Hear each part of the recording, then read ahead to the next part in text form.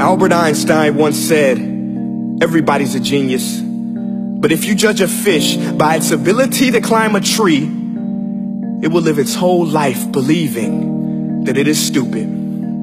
Ladies and gentlemen of the jury, today on trial we have modern day schooling. Glad you could come. Not only does he make fish climb trees, but also makes them climb down and do a 10-mile run. Tell me, school, are you proud of the things you've done? Turning millions of people into robots, do you find that fun? Do you realize how many kids relate to that fish? Swimming upstream in class, never finding their gifts, thinking they are stupid, believing they are useless? Well, the time has come, no more excuses. I call school to the stand and accuse him of killing creativity, individuality, and being intellectually abusive. He's an ancient institution that has outlived his usage. So, Your Honor, this concludes my opening statement, and if I may present the evidence of my case, I will prove it. Proceed. Exhibit A. Here's a modern day phone. Recognize it? Here's a phone from 150 years ago. Big difference, right? Stay with me. Here's a car from today, and here's a car from 150 years ago. Big difference, right? Well, get this. Here's a classroom of today, and here's a class we used 150 years ago. Now, ain't that a shame? In literally more than a century, nothing has changed. Yet you claim to prepare students for the future? But with evidence like that, I must ask, do you prepare students for the future or the past? I did a background check on you and let the record show that you were made to train people to work in factories, which explains why you put students in straight rows, nice and neat, tell them sit still, raise your hand if you want to speak, give them a short break to eat, and for 8 hours a day tell them what to think. Oh, and make them compete to get an A letter which determines product quality, hence grade A of meat. I get it. Back then, times were different. We all have a past. I myself am no Gandhi. But today, we don't need to make robot zombies. The world has progressed. And now we need people who think creatively, innovatively, critically, independently, with the ability to connect. See, every scientist will tell you that no two brains are the same. And every parent with 2 or more children will confirm that claim.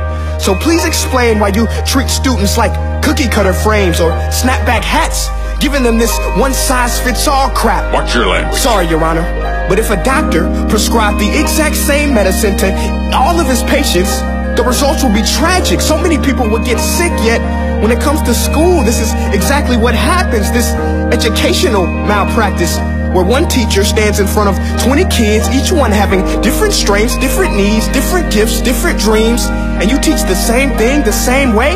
That's horrific. Ladies and gentlemen, the defendant should not be acquitted. This may be one of the worst criminal offenses ever to be committed. And let's mention the way you treat your employees. Objection. Overruled. I want to hear this. It's a shame. I mean, teachers have the most important job on the planet, yet they're underpaid?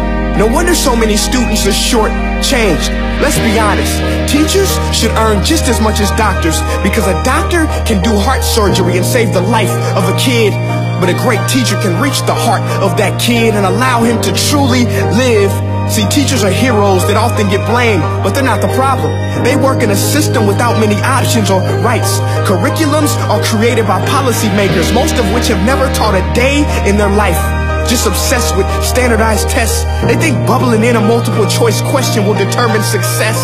That's outlandish. In fact, these tests are too cruel to be used and should be abandoned, but don't take my word for it. Take Frederick J. Kelly, the man who invented standardized testing, who said, and I quote, "These tests are too cruel to be used and should be abandoned." Ladies and gentlemen of the jury, if we continue down this road, the results will be lethal. I don't have much faith in school, but I do have faith in people.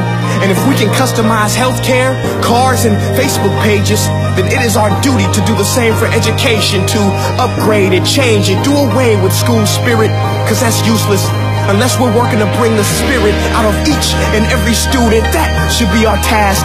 No more Common Core. Instead, let's reach the core of every heart in every class. Sure, math is important, but no more than art or dance. Let's give every gift an equal chance. I know this sounds like a dream, but countries like Finland are doing impressive things. They have shorter school days.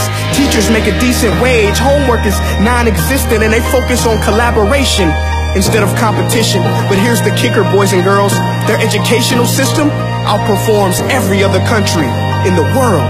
Other places like Singapore are succeeding rapidly. Schools like Montessori, programs like Khan Academy. There is no single solution, but let's get moving. Because while students may be 20% of our population, they are 100% of our future. So let's attend to their dreams, and there's no telling what we can achieve. This is a world in which I believe, a world where fish are no longer forced to climb trees. I'll rest my case.